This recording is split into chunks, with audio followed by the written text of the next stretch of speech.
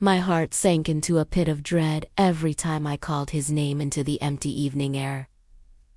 Leo, Leo, come home. But the only answer was the rustling of leaves in the wind. Leo, my fluffy, ginger Maine Coon, my shadow, my furry soulmate, was gone. He wasn't the type to wander.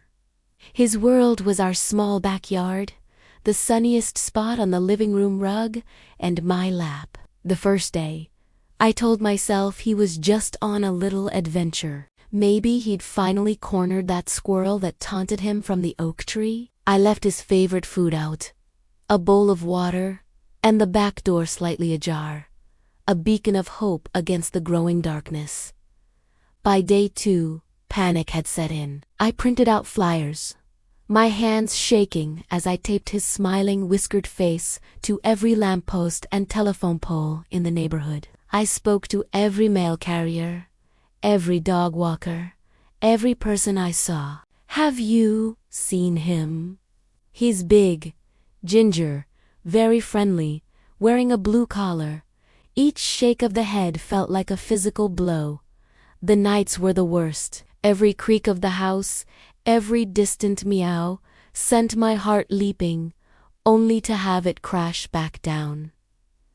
The silence in the apartment was deafening. His favorite toy, a small, tattered mouse, lay abandoned by the sofa. His food bowl remained untouched. It was a constant, painful reminder of the vibrant, purring presence that was missing. I barely slept, replaying every moment of our last day together, searching for a clue, a reason he might have left. Did I leave a gate open? Was he spooked by a loud noise? The not knowing was a special kind of torture. Day 3 was a blur of tears and desperate searching. I expanded my search, driving through neighboring streets, calling his name until my voice was raw. I checked the local animal shelters online. Every hour, my thumb scrolling endlessly through pictures of lost and found pets praying. I wouldn't see his familiar face behind the bars of a cage, or worse, not see him at all. Friends called, offering support, but their kind words felt distant. How could they understand the void a 12-pound ball of fur could leave in your life? He wasn't just a pet. He was family. He was the one who'd greet me at the door, who'd purr on my chest when I was sad, whose goofy antics could make me laugh on the worst of days. The house felt less like a home and more like an empty shell. I was starting to lose hope, the vibrant color of my world draining into shades of gray. On the morning of the 4th day, I woke up to a faint, familiar sound. A scratch, scratch, scratch at the back door. My heart stopped. I stumbled out of bed, not daring to believe it. Was I dreaming? I pulled the door open, and there he was, Leo. He was thinner, his glorious ginger fur was matted and dirty, and he looked utterly exhausted. But it was him. He stumbled inside, let out a weak, raspy meow, and collapsed onto the rug. I fell to my knees, sobbing with relief, burying my face in his messy fur. He smelled of dirt and rain and something else. Something I couldn't quite place. For that moment, nothing else mattered. He was home.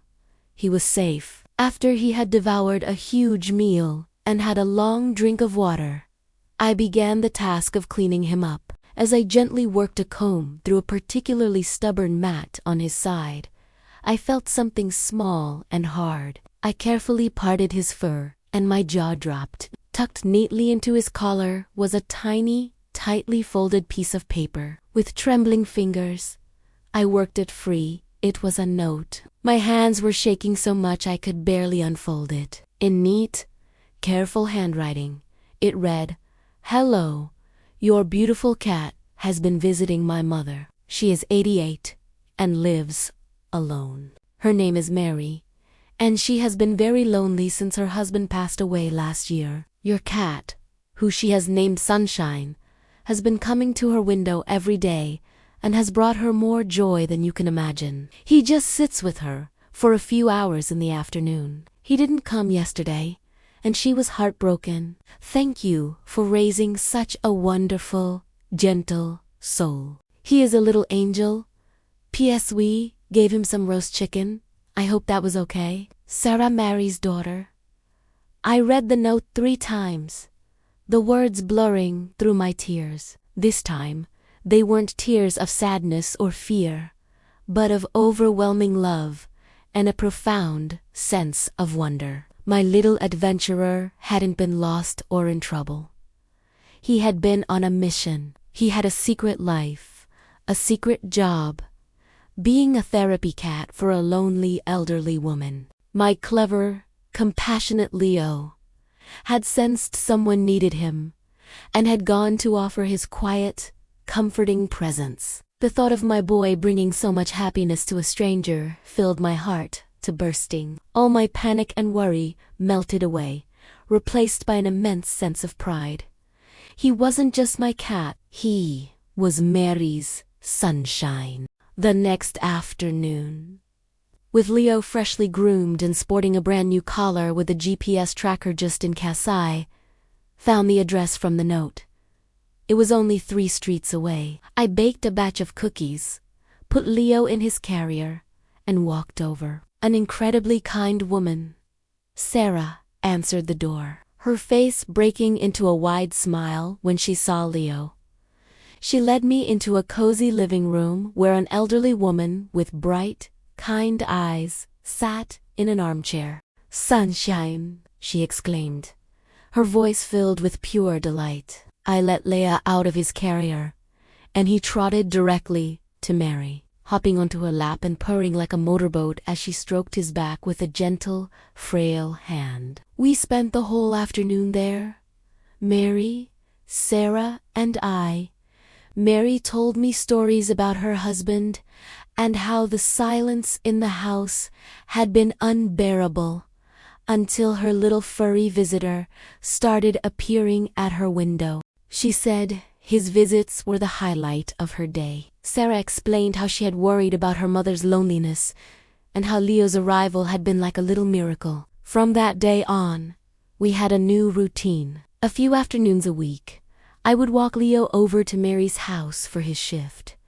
He'd spend a couple of hours purring on her lap while she read or watched TV. A small, furry beacon of warmth and companionship. He had his own little water bowl there, and Mary always had a special treat waiting for him. Seeing the bond they shared, the pure, uncomplicated joy he brought her, was one of the most beautiful things I have ever witnessed. My cat's disappearance had been terrifying, but what it revealed was a hidden layer of his incredible little soul, and it connected me with wonderful new friends in my own neighborhood. It taught me that our pets' lives are so much richer and more mysterious than we can ever imagine, and that love and compassion can show up in the most unexpected of ways, sometimes with 4 paws and a loud purr. Thank you so much for joining me for this story. It's a reminder that there's so much good in the world, often right around the corner. If you enjoyed hearing about Leo's secret life, please hit that like button and subscribe for more stories. We'd love to have you as part of our community. See you next time.